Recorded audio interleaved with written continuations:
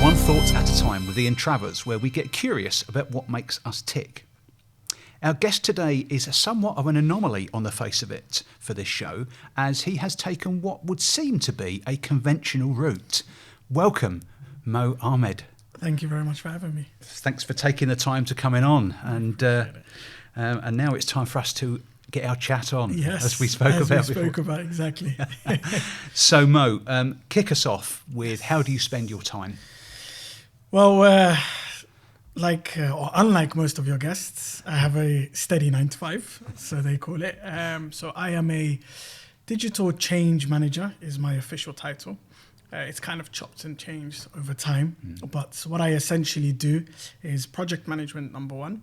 But number two, where the change comes into it, is taking people through that change. You know, project management focuses a lot on the technical aspect or the delivery of a project, whereas change management focuses on how do you actually bring people along that change. You know, how do you change the mindset? How do you change the behaviors? And how do you get them to accept that the change is actually beneficial for them? So that's what I do in my 9 to 5. And then on the sides, like one of your previous guests, Anthony, I'm into motorsport as well. I wouldn't call myself a BMW fanboy, but I think that's kind of where I find myself going down. Drifting is a big thing for us as a uni group. We kind of always were into drifting, legal and illegal drifting. The nighttime drifts around the roundabout, as most young kids do.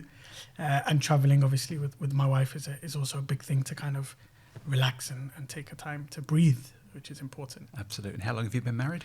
So it was 1 year as of 2 weeks ago. Okay. Yeah, so very short. So have you passed your probation? I have. I think I've got good ticks from her and everyone around her. So hopefully we'll stay that way. Yeah. I love the your reference to change management as well, Yes. and people, because I forget who it was ever said the quote, but it's people. It's not that people don't like change; they don't like being changed. Absolutely. So we'll maybe circle back on that a little bit later sure. as well. Where I'd like to take us next is, tell us about the route, how you got here, because I know from our sort of our previous conversation, it's a very, very interesting story. So yeah, take us through some of the key moments that led you to be in what you are now. Yeah. So as you know, I obviously studied mechanical engineering at university, and growing up, for me, maths and physics in particular were always my strongest subjects, and they were always the subjects that I leaned towards, that I saw myself perk up in class and pay attention to what the teacher was actually saying. And I think maths in particular, because I always felt like there was an answer at the end of it. You know, I had to get this number, or I had to solve this equation and get this, you know, and for me, that provided me with a bit of clarity. And I think in an engineer's mindset, you kind of have that black and white, and that's what maths and physics kind of gave me. But also as well, as a kid, I spent my summers working at my uncle's garage. Okay. You know, and that's where my love for cars came from, you know, being 13, 14, traveling every morning at 6 a.m., catching the train from Paddington to Southall to go and work at my uncle's garage, gave me a sense of purpose. I think as most apprentices or anyone who's young going into kind of a family business, you start off with the tea, making the coffee, making the tea, you know, talking to the customers. And Somalis, we drink a very sugary tea, and tea with a lot of like spices, so like cardamom and cloves and stuff like that. So my purpose was to make sure that everyone always had a tea in their hand at all times. And then you progress obviously into supporting the other mechanics in changing stuff. And before you know it, I was 15 and I was able to do brake pads, brake discs, service on a car, you know, doing things like the alternator, and starting to really build my my knowledge of working on cars. And it was something where you knew there was an issue, you would fix something, at the end it would have to work. And I think that kind of was really fulfilling for me. And is that, do you think, where the foundation of you ending up in engineering was coming from? Absolutely. I think, you know, again, I thought, you know, okay, I understand this principle, but what's the things behind it? You know, okay, I understand how to fix it, but how does it work? Yeah. You know, what's the maths behind it? What's the physics behind it? And that's where I think it kind of stemmed from. And I think as I got into my A-levels, I started to pick subjects that would help me go into the engineering route. And I always wanted, again, to do something like that. So I kind of tried to stay on this path of engineering.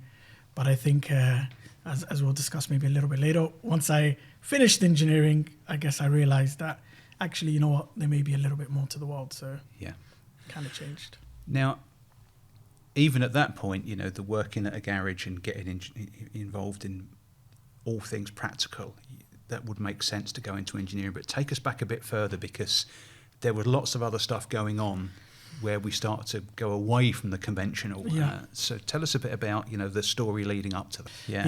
Yeah. So even prior to working at my uncle's garage, and even at a younger age, you know, I kind of went through a lot of experiences where, you know, when I was I think it was about 5 or 6, I would say maybe a little bit older, my mother moved us to Egypt. And in our kind of community, you know that your parents do this thing where they like to take their children back to their homeland or back to a country similar to the homeland. Sure. So you get that education in terms of understanding what life was like for them. Yeah. What life is like for maybe even your family members Yeah. that are not as fortunate to have their parents, you know, bring them to the UK. So we moved to Egypt originally on a 2-week holiday, my mum calls it. Right. And we stayed for 3 years. 3 years, wow. But it was a big chunk of my life. I think being in a country where the culture is not exactly the same as your culture, but it's got similar kind of foundations. You don't speak the language. You've left your friends. You've left your family. It was a big shock for me and my siblings to be in this new space, you know, where you've got to start school, Yeah. where you've got to make friends, where you've got to learn the language, you've got to learn how people are, because I'm used to the English culture. You know, even at 5, 6, that's ingrained in your behavior. You know, growing up in a country where, it's a Western society compared to an African/Arab society. So, yeah, that was a lot of things were learned from those 3 years. And a lot of experiences were had. So tell me a bit about that experience, because to move to another country for 3 years, you know, whatever the reasons for it, that must be quite a wrench or change. How did that all work out? What was important to you in that phase? Yeah, I think because me growing up again, going back even further before Egypt, I went to a Islamic school for the first couple of years of my life. So I learned a little bit of Arabic. So I'm the third youngest the third in a line of 4. So I was the only one out of the 5 of us who had a little bit of Arabic in his pocket. Okay. So being 6 years old, I was the one that would go to the shops, and the person that my family relied on to go to the shops, get the shopping, translate for my mother. You know, when we're in school, the teacher's explaining things, and I'm 6 years old, and all of a sudden I'm kind of thrust into the limelight where I'm expected to support in these responsibilities that an adult will take on. Yeah. But I think it really shaped me to be who I am now, because, you know, having that responsibility at such an early age, it taught me a lot about, you know, what to expect from life, how to speak to people, how to engage, how to, you know, kind of negotiate, influence, you know, and these kind of competency frameworks is what we call it at work, where you've got, you know, time management, you know, influencing and negotiating.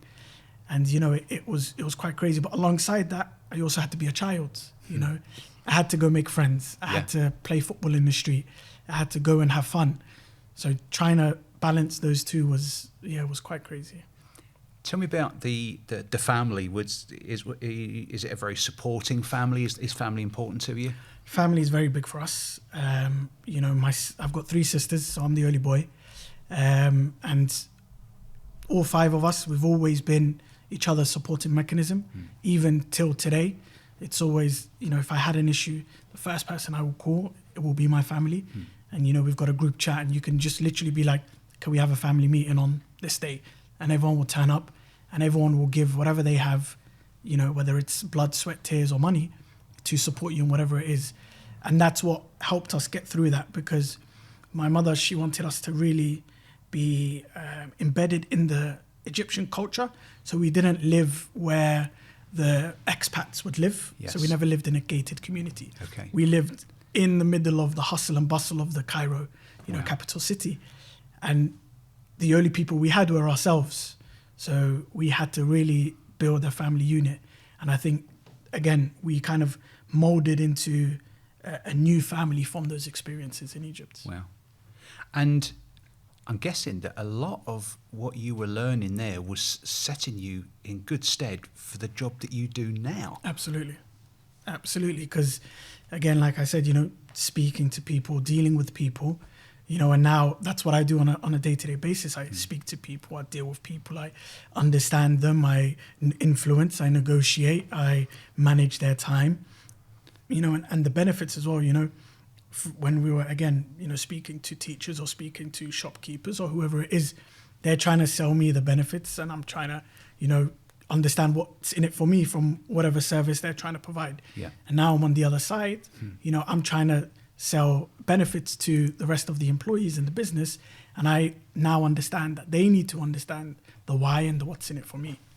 Brilliant. Yeah. That's a word which comes up a lot if you listen to anything on YouTube in sort of the leadership space now.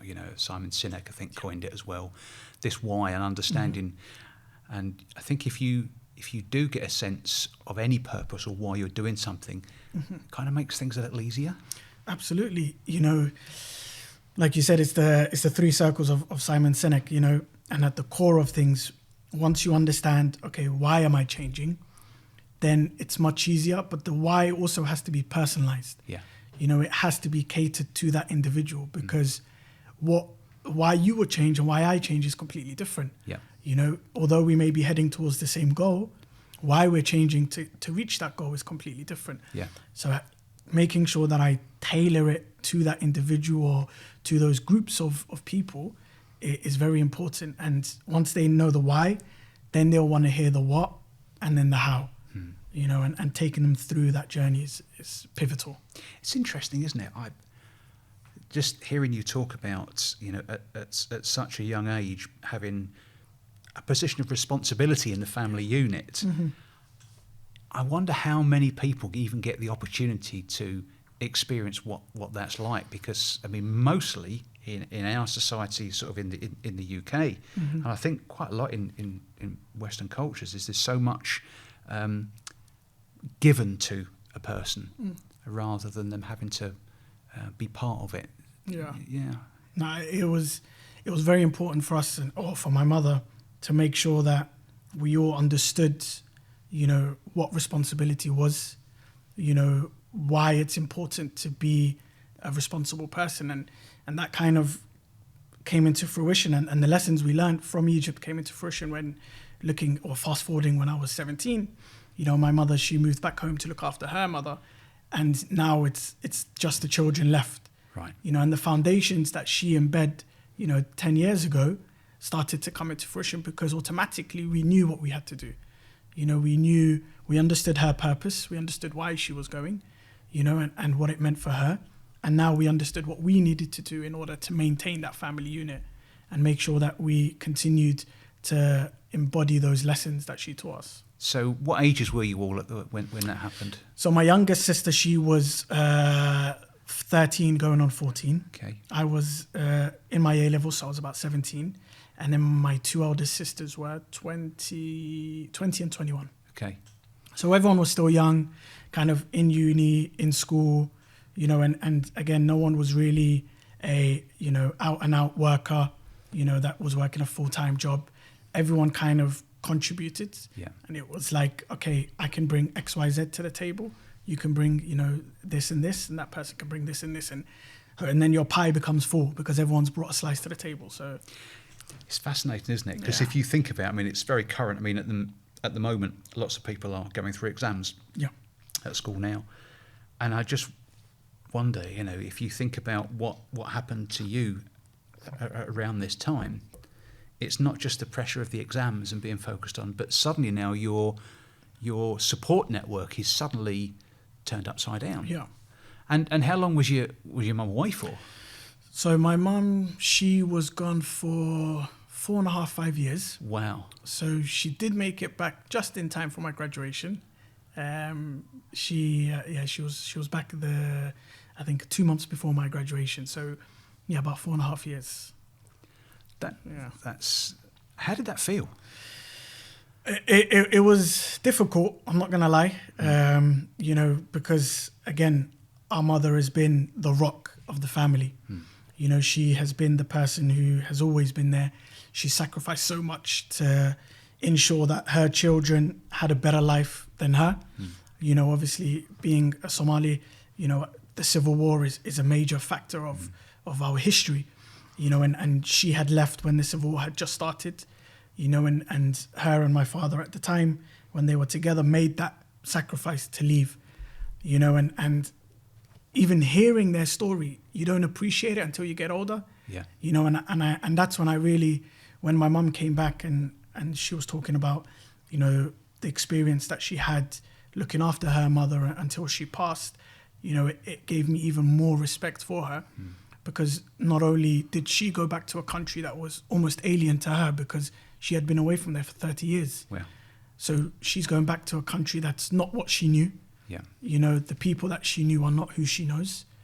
And, she's almost that role model for us because she's always made those sacrifices and she's always had a resilient mindset in that, it doesn't matter. I will be able to get through it. I don't care if no one's going to support me. I know my duty is to look after my mother. And that for us, if she's able to do that, then we can do anything. It's amazing. Yeah. It really is. What do you think you learnt from that whole period of your whole family unit changing? What do you think you took from that? I think one of the biggest things that I learned was you're stronger than you think. And I think, if you were to say to any 17-year-olds, your mom's going to go back to her home country, it's just going to be you and your siblings for 4 years, they would all freak out. Yeah. You would say, I can't do that. What do you mean? Why is she leaving? And you would be so engulfed in the fact that she's leaving that you wouldn't realize that actually, it's something that you can do. You would think the task is so enormous and you'll think that you're going to fail, and automatically your mindset would be one of failure. Yeah. But I think when I look back at it, I can only look at it as a success because we were able to get through one of the most difficult times for our family because we had those foundations. We were able to have a strong mindset to say, okay, this is what we're faced with now. Let's not get engulfed in the emotions of it. And we were talking earlier downstairs about taking that step back. We were able to take that step back, remember the lessons that our mother taught us, and not lead with emotion, but lead with almost logic, which comes to the engineering mindset. Again, it's logic, and say, okay, cool. This is the issue that we face. This is how we fix the issue, or this is the solution. Okay, now we just need to bridge that gap, and I think that's really what I take from it is the fact that we were way stronger than we are. Mindset is everything. If you change your mindset and you look at something as actually, I am capable of doing this, the results will be more positive.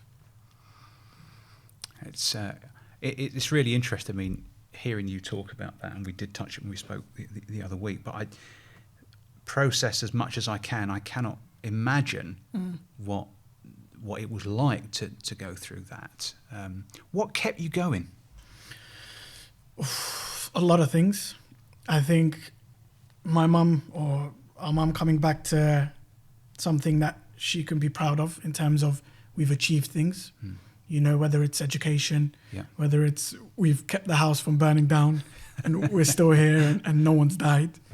I think those were kind of my main drivers was, okay, let me achieve something to show my mother something that she can be proud of, and she could come back and say, I raised you guys to a certain point and you guys were able to take that next level up, and get your education and, get a full-time job in a decent company and actually start being, almost a responsible adult and living your chapter of life.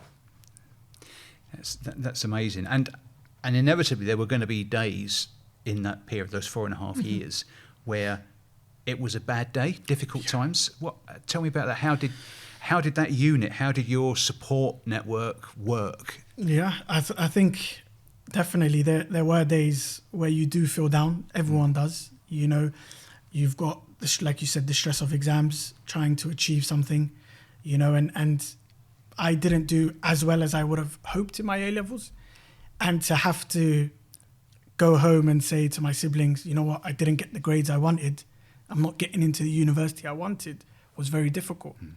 And rather than, saying, look, the effort that you put in, it hasn't come to fruition, they said, that's okay. That's all right. Okay, what are our options? What can we do? People have bad days. Maybe that exam day wasn't your day, because you did put in the effort. We saw you study, and we're proud of the effort that you put in. So you're not to blame, Things do happen, and it wasn't in your control to a certain degree. But now it's about, okay, what can you do? Rather than dwelling on the negative, it's like, okay, how can you take the circumstances that you have now to keep going towards your goal of becoming a mechanical engineer? What are the building blocks that now we need to do? And it's adapting to the situation, and my sisters have always been very supportive of everything I do. And that's when I really, again, my elder sisters took on almost a motherly role to give you that emotional support. Yeah. And to make sure that I didn't feel like a failure just because I didn't achieve what I set out to achieve initially. I mean, it's far from it, isn't it? Because if you think about, we said at the start, this may on the face of it look like a conventional route here, but this is a far from conventional route, isn't it? It's a story, several chapters of that story that most people will never get anywhere close to experiencing. What next? That's a very good question. I think for me, I want to continue growing and continue. I think, we touched on it when we talked earlier. For me, a major driver for me is seeing that moment click in people's brains. And I think we spoke about that previously. And I want to continue doing that. And I want to push the envelope even further on how many people I can reach, and how many people I can support in a change journey. Because what drives me now is the seeing that click and seeing that transition. And actually when people look back and say, oh, Mo, you know what? When you spoke to me 6 months ago, I didn't think this was capable, or I was so stuck in my ways doing something like this. And when you brought me to here, I'm not going to lie to you, I was a bit skeptical. But, you told me wait 3 months, and I've waited 3 months, and now I can see, the fruition of the work that we put in.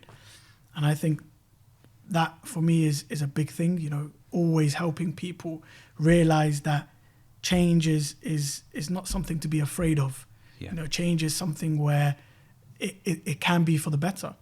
And once you push through that barrier point, you're going to see that actually I'm capable of change, but that change was also something which was better for me.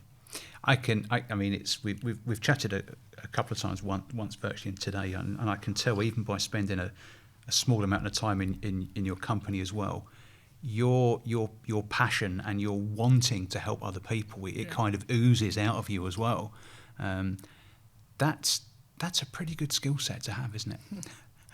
It has helped me a lot, and I think it's crazy if you were to go into my organization and ask them who's Mr. Office 365, they would point to me, and I do feel proud about that because it shows that I actually had a great impact on everyone. Yeah.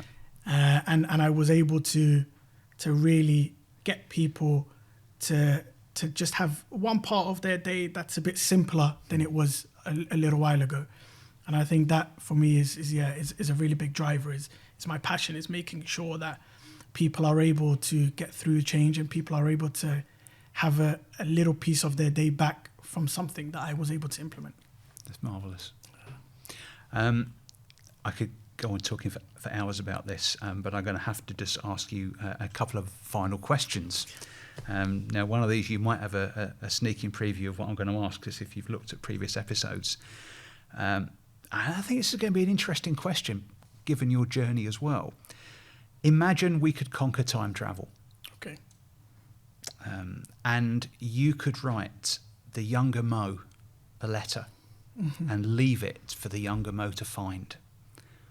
Knowing what you know now, what do you think you would write to the younger you? It's a very good question. I haven't given it any thought before. I think this is probably the first time that I'm really thinking about that. But I think I'll probably let him know that just continue to strive and continue being yourself, even if you are an outlier, even if you are an outsider. Stay true to your core values and everything works out. Love it. So my final question is in these episodes in our second series now, we like to ask each guest to leave a question for a future guest. Okay. So I wonder, based on the conversation we've had today, what might you like to ask a future guest? I think because always trying to save people time in their day is important so that they can use it for other things is important to me. I think I'd probably ask, where in your day do you feel you can take 5 minutes back for yourself? What a great question. That's brilliant. And then hopefully they can implement that. Fantastic. It's a busy world, isn't it? And it very is. Very busy world. And we, to make time for ourselves is an important one. That's a great question. Thanks. So I have one question then from a previous guest to ask you. And this question is, if you could change just one thing for tomorrow, what would it be? If I could change one thing tomorrow, I think it would be having more time to spend with or getting to know my extended family. I think, we talked about family being a core thing for me. And I think it's, the core family unit is strong, but I think I would love to hear the stories of the people that I haven't crossed paths with back home. That's great. It's interesting that if I reflect on that, there are sometimes questions I wish I'd asked my nan. Yeah. Yeah. But that's great. That's a great answer. Mo, thank you ever so much for coming on. Thank you very much for having me. This has been One Thought at a Time with Ian Travers and our guest this time, Mo Ahmed. If you have been, thanks for listening.